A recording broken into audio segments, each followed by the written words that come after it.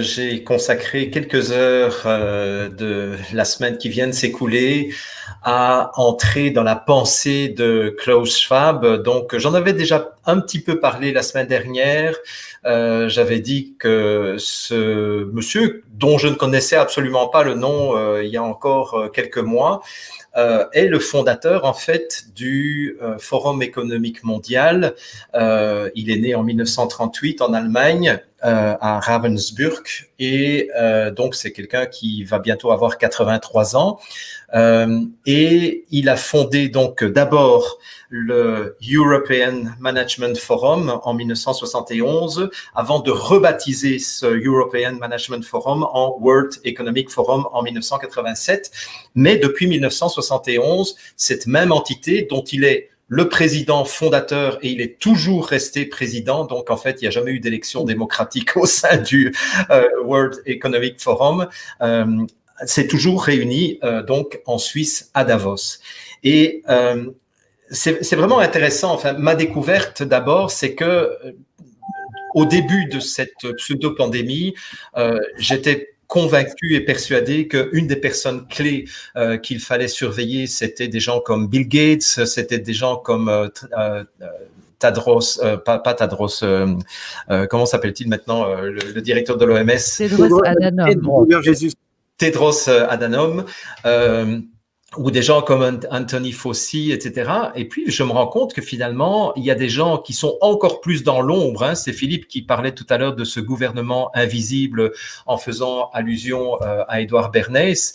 Et effectivement, plus les gens sont dans l'ombre, je me rends compte que plus ils ont du pouvoir. Hein. Je pense que c'est déjà Richelieu qui disait à l'époque que le vrai pouvoir se trouve dans les coulisses du palais de Versailles et ne se trouve pas en avant-plan. Et donc, finalement, je me rends compte que des gens comme George Soros, dont je parlerai probablement dans une autre émission, et Klaus Schwab, ce sont des gens qui ont beaucoup plus de puissance. Et finalement, je me rends compte que Bill Gates n'est qu'un des exécutants importants quand même de la vision de Klaus Schwab. Alors, je voudrais commencer par la bonne nouvelle, c'est-à-dire je voudrais commencer par la fin de mon exposé, dans le sens où ce dont je me suis rendu compte en lisant pendant des heures quelle est sa vision du futur, je me suis rendu compte que Klaus Schwab et ses acolytes sont extrêmement inquiets de tous les mouvements qui existent actuellement et qui se lèvent pour freiner ou pour dire non à leur projet mondialiste. Et c'est quand même intéressant parce qu'il le cite lui-même dans son livre en disant que les anti-vaccins lui font extrêmement peur, les anti-mondialistes et les anti-capitalistes, hein, ce qu'on a appelé, rebaptisé par la suite les altermondialistes, il y a les gilets jaunes, il le cite effectivement, il y a ceux qui sont engagés dans les conflits de classe, dans la résistance sociale, dans la réaction politique, etc. Et ça, c'est un message que je voudrais envoyer à tous ceux qui nous écoutent. Hein, vous êtes 12 000 actuellement à nous écouter, à nous entendre.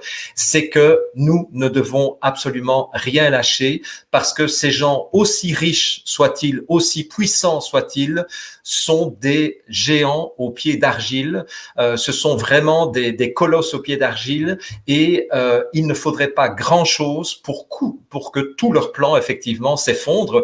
Et je pense que la clé que tu as donnée, Philippe, aujourd'hui, est extrêmement précieuse dans le sens où plus nous serons dans la reconnaissance, dans le pardon, dans cette énergie positive, plus nous allons être capables de créer un nouveau futur potentiel qui va complètement mettre par terre cette vision du monde. Donc, c'est important pour moi de bien vous le dire avant de vous dire quelle est sa vision du monde, parce que je ne voudrais pas non plus que ce que je vais vous décrire en quelques minutes vous plombe complètement le moral et fasse l'effet contraire, c'est-à-dire vous plonge dans la dépression, dans la tristesse, dans la colère, etc.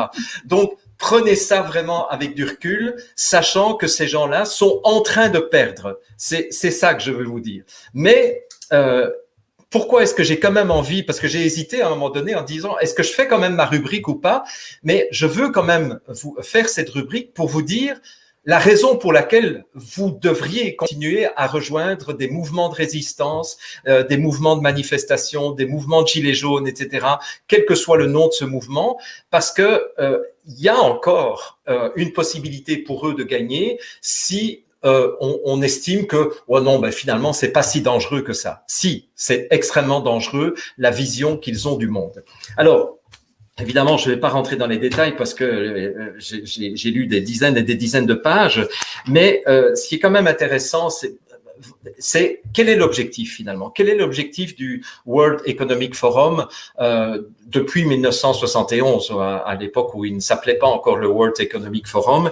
C'est vraiment de remplacer la démocratie par un leadership mondial d'individus non élus, mais triés sur le volet.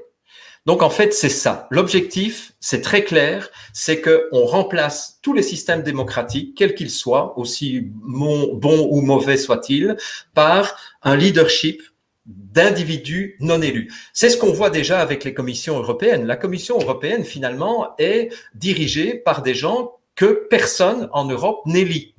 Ce sont des technocrates, je ne sais plus combien sont-ils maintenant, je crois que c'est 24 technocrates qui décident le sort de 28 pays et de je ne sais plus combien de centaines de millions d'habitants au niveau de l'Europe. Ce sont des gens que nous n'avons jamais élus. Et la vision de Klaus Schwab, c'est de généraliser cela au monde entier, de telle sorte que finalement, il y ait une fusion, et ça c'est vraiment une clé importante aussi pour comprendre, qu'il y ait une fusion entre les États et les compagnies transnationales, de telle sorte que finalement les États soient au service de ces compagnies transnationales en ayant la possibilité encore de pomper le peu d'argent qui nous reste à nous, le peuple, via les impôts, via les taxes, etc., pour les transmettre de plus en plus aux compagnies transnationales. De telle sorte qu'à un moment donné, même les États ne seront plus nécessaires. Il y aura juste un gouvernement mondial qui sera là au service de la croissance de plus en plus grande, de plus en plus gigantesque de ces compagnies transnationales. Évidemment, quand je vous parle de compagnies transnationales, c'est dans tous les secteurs. C'est pas uniquement dans le secteur pharmaceutique, c'est dans le secteur médiatique aussi, c'est dans le secteur comptable. Il faut savoir aujourd'hui que au niveau mondial, il n'y a plus que 4 grandes compagnies de comptabilité et de fiscalité, donc KPMG, etc. Donc en fait, on se rend compte qu'il y a des concentrations de plus en plus grandes de pouvoir et d'argent dans de moins en moins de mains, mais ces concentrations sont permises aussi par la complicité des États qui sont en train de voter toute une série de lois en échange évidemment de compensations venant de ces grandes multinationales pour favoriser finalement ces grandes compagnies multinationales au détriment de la population. Et donc, la vision de Klaus Schwab, c'est effectivement, comme le disait Philippe aussi tout à l'heure, une fusion entre les pires principes du communisme et les pires principes du néolibéralisme ou du capitalisme. C'est-à-dire qu'en fait, on fusionne les deux, où finalement le peuple n'a plus aucune possibilité d'intervenir dans le débat démocratique, puisqu'il n'y aurait plus de débat démocratique.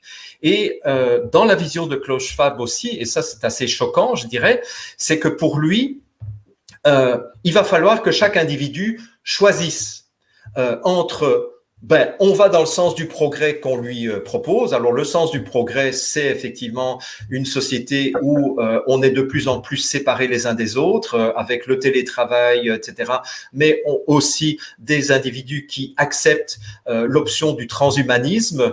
Et là, je vais vous lire quand même 2-3 passages parce que je me suis fait traiter de complotiste, moi aussi, évidemment, depuis le mois de mars, quand j'ai commencé à parler des nanoparticules, quand j'ai parlé du puçage, lorsque j'ai parlé du contrôle des individus par la 5G, mais je retrouve noir sur blanc, écrit dans les bouquins de Klaus Schwab en 2018, des choses que j'ai dénoncées au mois de mars 2020.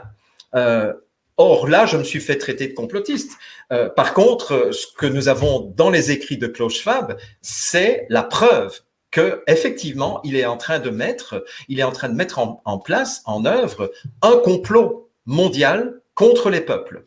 Et donc, les peuples dans sa vision des choses. Je rappelle qu'il n'a pas gagné, il est loin d'avoir gagné et que plus nombreux nous serons à mettre en place des résistances, moins il a de chances de gagner. Hein. Donc, je le rappelle pour que vous ne déprimiez pas complètement là. Bon, ou que vous ne vous jetiez pas par la fenêtre à la fin de ma rubrique. Donc, Klaus Schwab dit, bon ben voilà, soit vous allez dans le sens du transhumanisme, vous acceptez d'avoir des implants dans votre corps qui feront que vous allez être connecté au cloud mondial, etc., etc., et où vous allez devenir finalement des cyborgs, et ces cyborgs petit à petit vont devenir des humains augmentés qui auront des capacités supérieures aux êtres humains normaux qui auront refusé le progrès. Et les humains qui auront refusé le progrès seront les chimpanzés de demain. Ça, ce sont les mots de Klaus Schwab. Il dit de la même façon que nous, les humains, nous nous sommes séparés de nos cousins chimpanzés pour évoluer, eh bien demain, ce seront les cyborgs qui seront les nouveaux humains augmentés, et nous, les humains qui refuseront le puçage, qui refuseront les nanoparticules, qui refuseront les implants, qui refuseront les exosquelettes, etc., eh bien, eux seront les chimpanzés de la société de demain. C'est assez intéressant comme vision, vous ne trouvez pas? Bon, alors, je vous passe quand même en revue. Il devrait travailler pour Netflix. Ah ben écoute, moi en lisant les écrits de Klaus Schwab, j'ai pensé au moins à 4 films qu'il faut que ceux qui m'écoutent pour l'instant aillent revoir. Le premier film, c'est Bienvenue à Gattaca. Je ne sais pas si certains d'entre vous l'ont vu, mais c'est une société utopique. Hein, c'est une société où les êtres humains ne sont plus conçus de façon naturelle entre guillemets, et on modifie les gènes des fœtus de telle sorte que on va fabriquer des êtres humains en fonction des besoins de la société économique, etc. Bon, donc Bienvenue à Gattaca, regardez ça. Inception. Vous vous souvenez ce film avec Leonardo DiCaprio où on instille une idée dans le cerveau de la personne pour pouvoir la convaincre que cette idée vient d'elle-même pour pouvoir faire changer ses comportements. En fait, ça fait partie des projets du World Economic Forum, c'est que nous ayons. Ils appellent ça, c'est d'ailleurs une expression que j'ai apprise en lisant. Attendez, j'y arrive. Oui, ils appellent ça le smart dust. Smart dust, ça veut dire la poussière intelligente. La poussière intelligente, ce sont des nanoparticules qu'on injecte dans le corps et qui sont capables de s'organiser de façon autonome dans le corps, de telle sorte à devenir des antennes émettrices et réceptrices, de telle sorte que les êtres humains qui auraient ce smart dust à l'intérieur de l'organisme commencent à être influencés au niveau de leurs émotions, au niveau de leurs pensées, au niveau de leur volonté d'action, etc. Où donc les gens auraient l'impression qu'ils sont libres d'aller au centre d'achat du coin, etc. Alors qu'en réalité, ils sont pris en charge par ce smart dust qui est donc des nanoparticules auto-organisées. Pas mal quand même, hein? Et donc, il dit, grâce à cela aussi, nous serons capables de profiler de façon génétique les gens qui auraient des tendances terroristes ou des tendances criminelles, et nous pourrions les arrêter avant même qu'ils ne commettent leur crime. Et là, ça vous fait pas penser à un autre film d'anticipation qui est Minority Report. Je sais pas si vous avez vu, moi je suis un grand passionné de cinéma, mais dans Minority Report, il travaille avec des médiums, 3 médiums, qui alertent à l'avance de l'apparition d'un crime. Et donc, il y a des agents qui débarquent dans les maisons comme ça de façon extrêmement brutale pour arrêter et pour condamner quelqu'un qui allait faire un crime, mais qui avait été prévu par des médiums à l'avance. Donc, allez voir Minority Report, parce que quand je lis Klaus Schwab, je me rends compte que c'est ça qu'il veut pour l'humanité. C'est débile. Alors, la dernière, ça c'est juste pour la route, le dernier film, c'est Hunger Games.